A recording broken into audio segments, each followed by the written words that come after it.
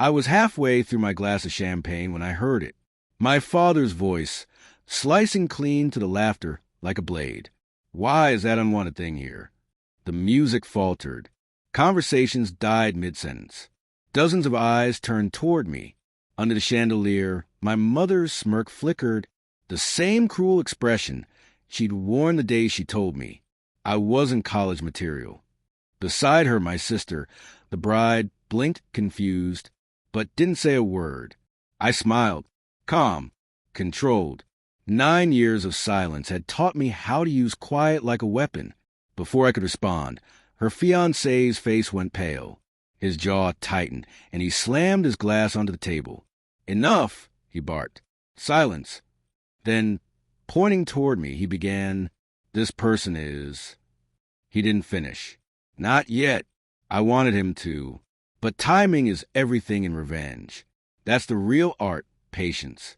9 years earlier, the house had smelled like coffee and condescension.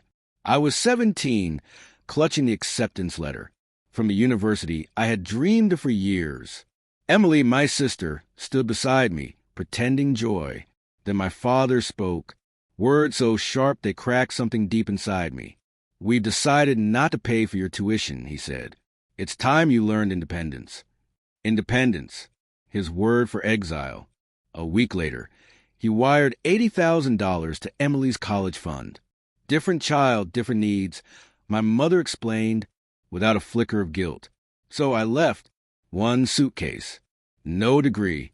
No family. I washed dishes through the night, slept in hostels, and built a life out of scraps and stubborn will. Pain, I learned, teaches efficiency. I taught myself coding, freelanced online, developed apps that paid the bills. By 25, I owned a consulting firm, quietly successful, comfortably anonymous. Then one morning, I saw a headline. Marks and Enterprises appoints Emily Stone as CFO. My father's company. My sister's promotion. It should have stung. It didn't. It focused me. I didn't rush into revenge. That's what amateurs do. I began with curiosity. I studied the company from the shadows, their statements, vendor lists, acquisitions, public data. Yes, but full of secrets. And within months, I found it. Embezzlement disguised as vendor expenses.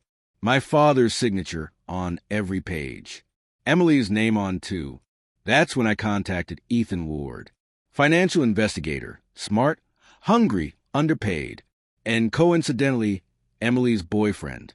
We met by chance at a fintech conference. Talked business, ethics, ambition. I let him believe he had uncovered the scandal. When he finally did, I played the hesitant advisor. "If it's true," I told him quietly, "it'll destroy them. Are you ready for that?" He was. I didn't need to push. Guilt does a heavy lifting when love's involved. By the time he filed his report to the board, the company was already under investigation. My parents turned on each other. Emily tried to fix the damage. Ethan stayed by her side, or so she thought. In reality, he was feeding me updates. When Emily lost her job, I vanished again. My performance wasn't over yet. Now, 9 years later, I stood in their wedding hall. Emily had rebuilt herself. New name, new company. And Ethan? He had rebuilt too. Just not the way she imagined. He was marrying her. That was my final act. People mistake revenge for destruction. It's not. It's revelation. You don't ruin people. You show them who they already are. When Ethan shouted silence, every guest froze. He turned to Emily, his voice shaking, but the microphone caught every word. "This person," he said, pointing at me, "is the reason you're standing here. She's the one who saved me from becoming like you." Gasps rippled across the room. My father's smirk evaporated. Ethan reached into his pocket and unfolded a document. Official records from the SEC investigation. He read aloud. "Fraudulent transfers authorized by Richard and Margaret Stone. Confirmed by internal whistleblower, Emily Stone." Her name hung in the air like smoke. I didn't move, didn't blink. Ethan's gaze found mine. "She thought I never knew who helped me uncover them," he said softly. "But I did. I've always known." He turned to Emily. then dropped the document onto the floor. "I can't marry you," he said. And to me, quietly, "Thank you." The silence that followed was beautiful. My parents' faces fell apart before everyone's eyes. Emily's mascara streaked down her cheeks. I felt nothing but gravity, the sweet, inevitable pull of balance returning. After the whispers began and the guests drifted away, I slipped out the back door, into the cold November night. I didn't look back. Revenge isn't about gloating. It's about ending the noise. For 9 years, I'd been their shadow. Tonight, I became their mirror. They wanted me gone, so I gave them a version of me they could never forget. Justice doesn't always roar. Sometimes, it waits quietly in the corner, patient still, until someone asks the wrong question, like my father did.